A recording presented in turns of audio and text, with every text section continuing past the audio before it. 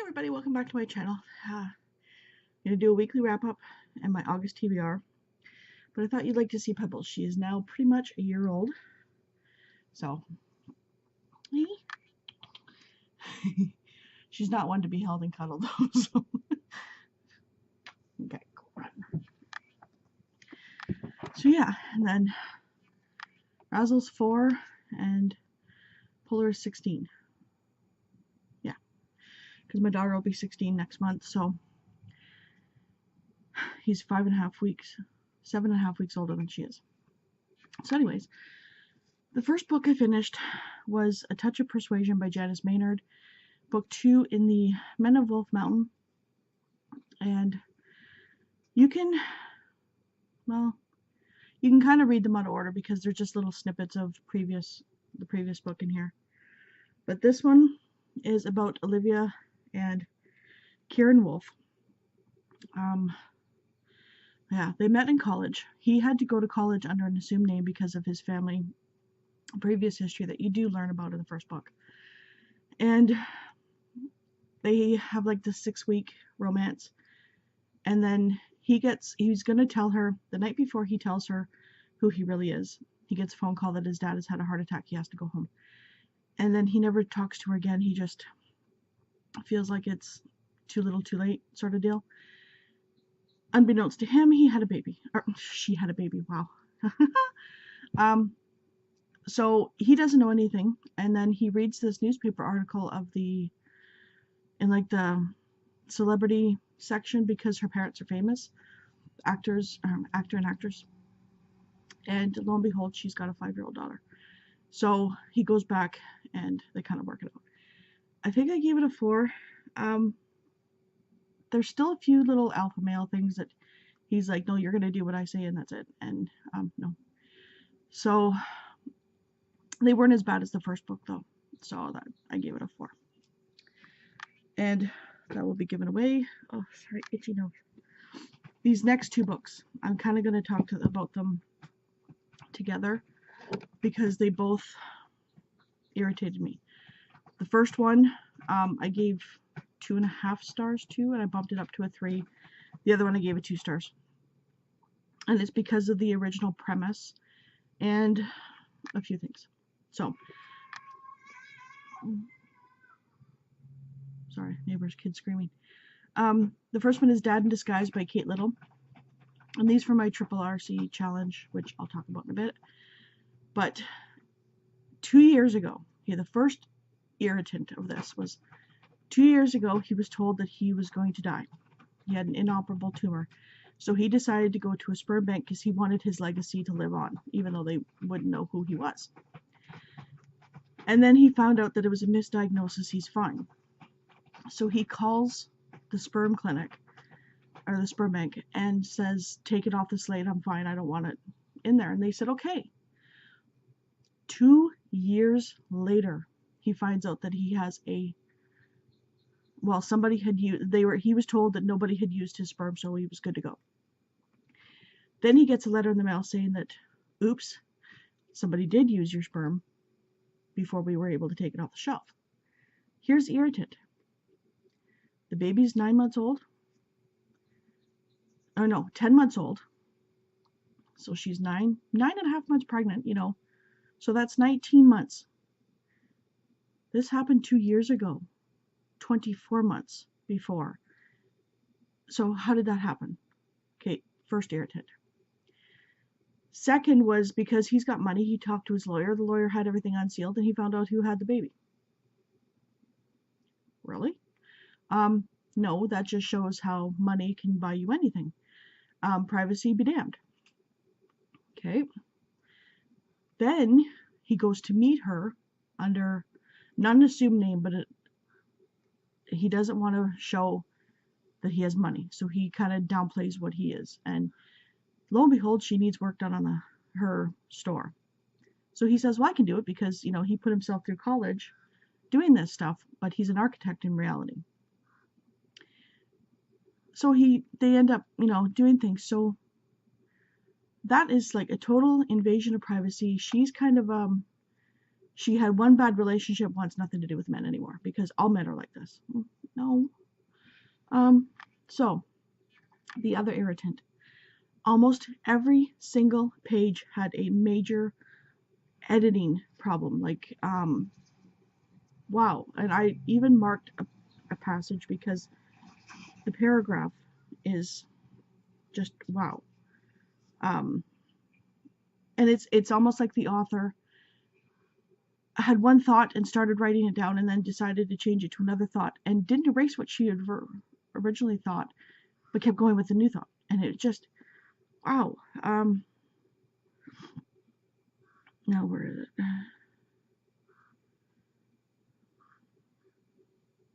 Okay, here. Jack's truck pulled up the drive and she turned to greet him. He parked near the house, instead driving up the cottage. Then he took out the duffel bags of merchandise he'd rescued at the fair and brought to them her.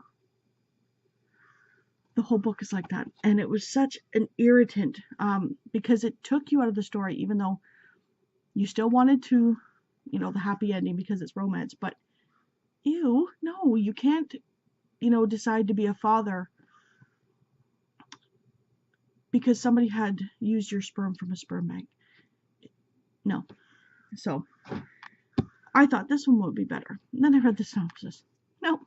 So, I gave it a 2. And it's A Marine for Christmas by Beth Andrews. And it's book 1 in the Little Secret trilogy, I think it is. And this was finishing my RRRC about challenge for a winery. Okay, this guy, Brady, was with JC's sister for 12 years. JC's always had a crush on him. So 2 years previously, her sister Liz met a doctor, because she's a nurse or doctor, something like that, and decides she wants something else, and he's a Marine in Afghanistan. So she writes him a Dear John letter, and that's it. Breaks off the engagement, because no, I can't say that. So then he comes back from Afghanistan. And then it kind of starts at the sister's wedding, and he crashes the wedding pretty much. So her sister JC decides, well, he's too drunk. I'm going to drive him home because I want him to get home safe because he's on crutches. He's got an injured knee. Well, wham bang, she ends up sleeping with him. You don't sleep with your sister's ex-fiance, especially if they've been together for 12 years. You just don't do it. I don't care how cute he is. That's just ew. Ew. So yeah. So guess what? She gets pregnant.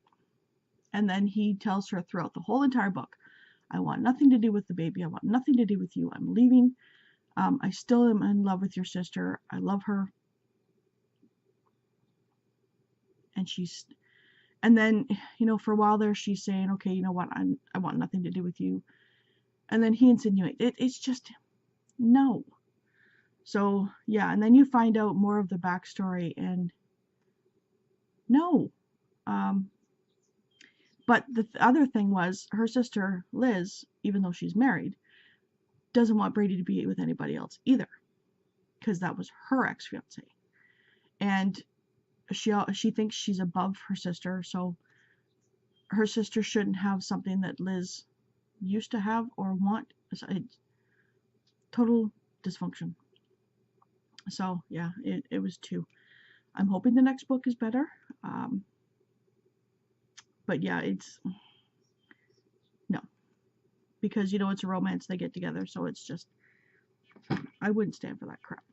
So then last night my son and I finished book 7 of the series of unfortunate events, and it's The Vile Village by Lemony Snicket.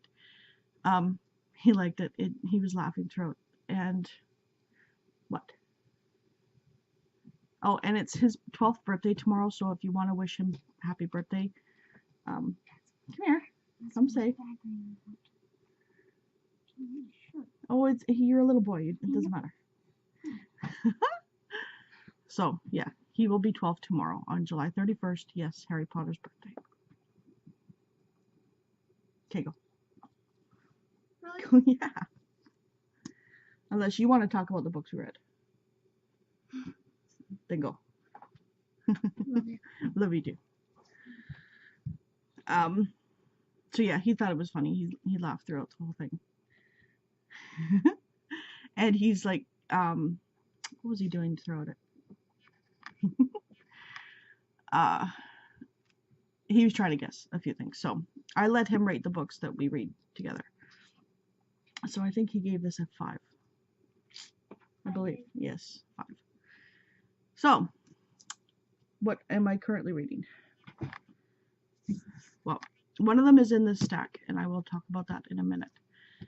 But I've decided to not push myself to do the RRRC challenge anymore. I decided last night that it's getting too much. I'm only focusing on those 10 books for the month instead of what other books that I want to read at the moment, because I'm more of a mood reader. So yeah, so I've started, I'll just go with the smaller ones first. Oh no, we'll go to the bigger ones. I started Thunderstruck by Erik Larson, and it is about the murder of and I didn't realize he was murdered, but Morse,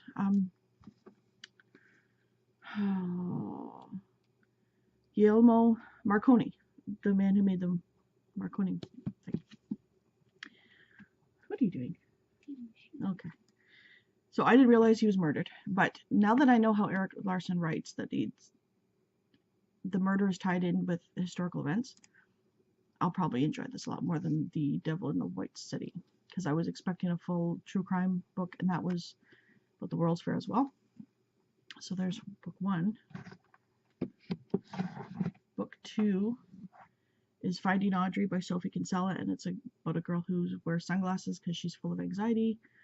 That's all I know. I've only gotten, there's no chapters in it, so I'm in page 24. And then I'll probably be picking up a contemporary, but I'm reading Time of Death, and it's book 1 in the China Bales Cozy Mystery by Susan Wittig Albert. And this is about a former lawyer who becomes an herb store owner, and her best friend commits suicide. That's as far as I've gotten. Yep.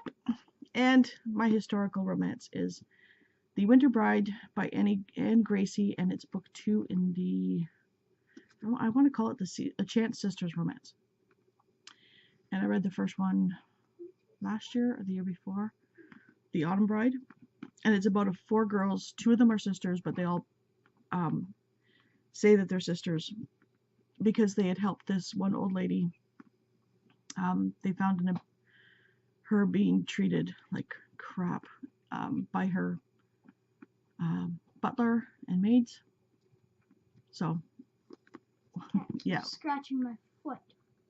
That's because she's playing With my foot. Yeah, go put her down. Sorry about the interruptions. Oh. You want to make videos interruption free? Yeah. So her nephew comes and it goes on from there, but this is Damaris's story.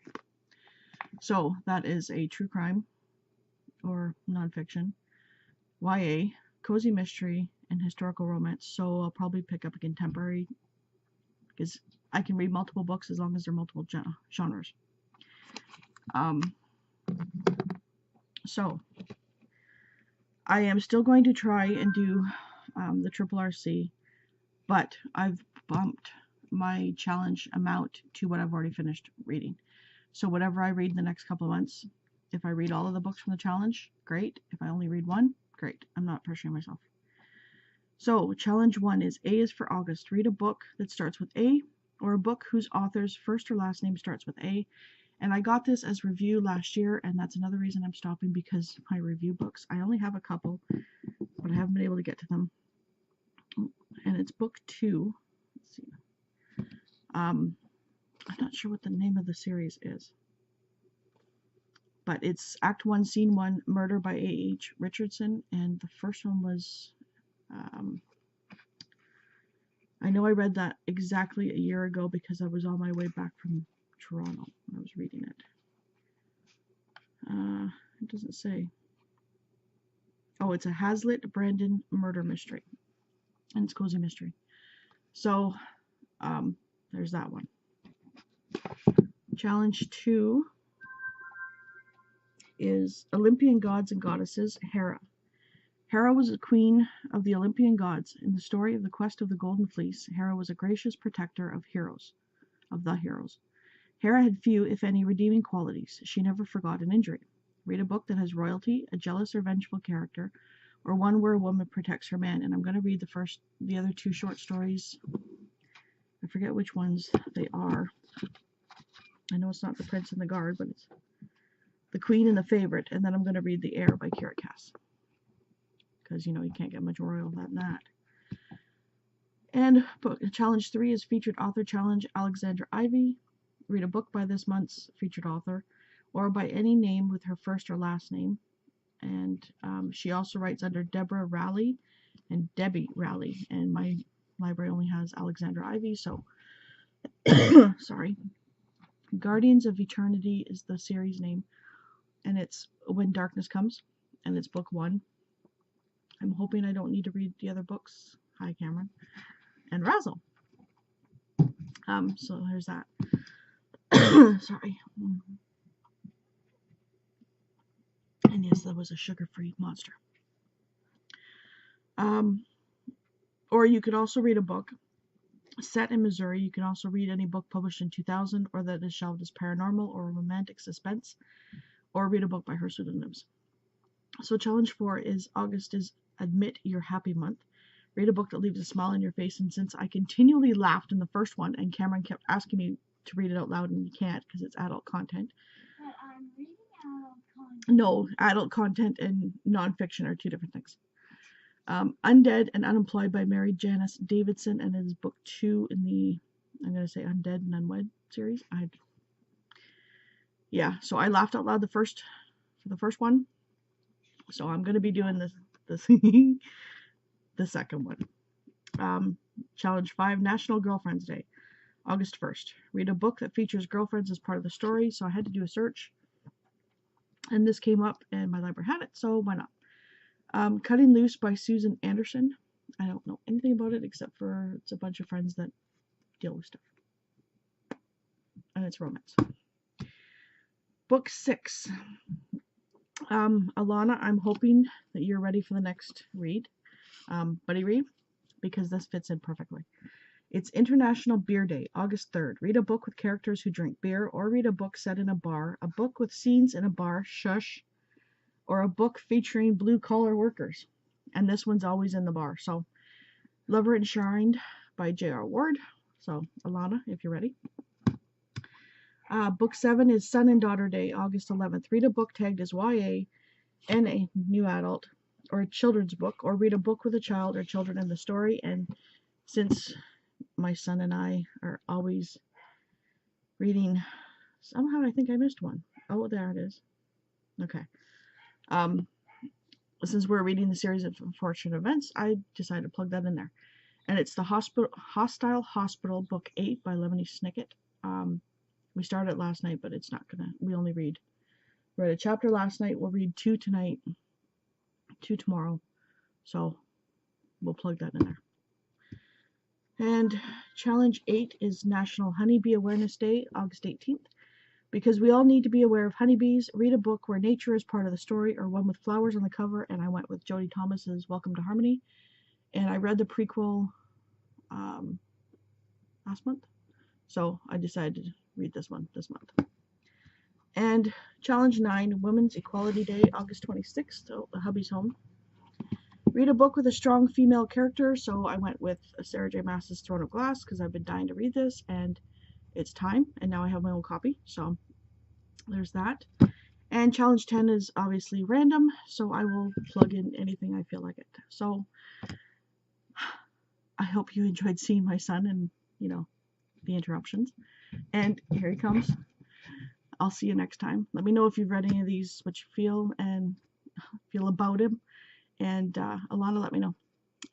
Bye.